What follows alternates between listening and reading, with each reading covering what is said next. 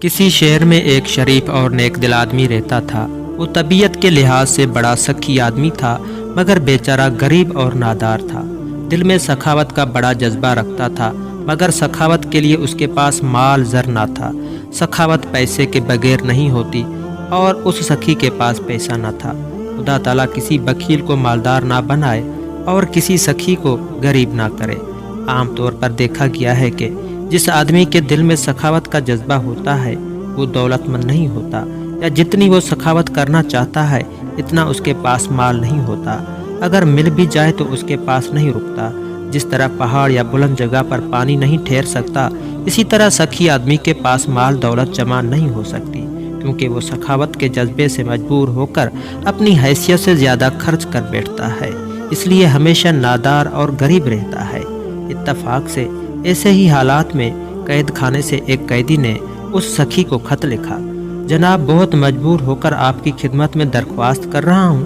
میں نے کسی آدمی سے قرض لیا تھا، بدقسمتی سے میں اس کا قرض ادا نہ کر سکا۔ اس نے قرض کے وصول کے لیے سختی سے کام لیا، میرے خلاف دعویٰ دائر کر کے مجھے قید خانے میں بند کروا دیا۔ میں نے آپ کی سخاوت اور دریا دلی کا بڑا چرچا سنا ہے۔ آپ میری بھی مدد کریں اور میرے قرض کی رقم ادا کر کے مجھے اس قید سے آزاد کروا دیں۔ میں ہمیشہ آپ کا احسان مند رہوں گا۔ قیدی کا خط پڑھ کر سخی کو بہت دکھ ہوا، کیونکہ اس وقت اس کے پاس ایک پیسہ تک نہ تھا۔ وہ دل ہی دل میں نادم ہوا کہ وہ ایک حاجت مند کی حاجت پوری کرنے سے معذور ہے۔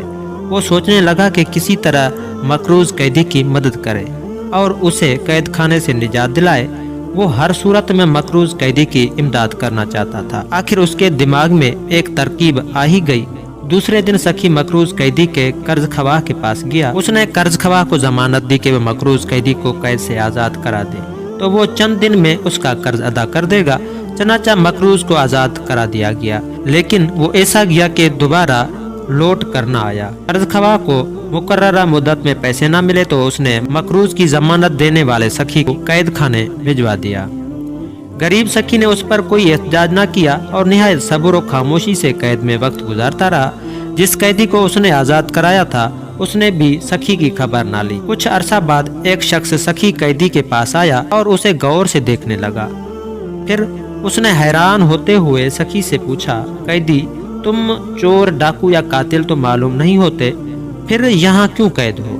سخی نے مسکرا کر کہا: ایک مصیبت زدہ آدمی کو قید سے آزاد کرانے کے لیے میں نے یہ قید خود بخود قبول کی ہے۔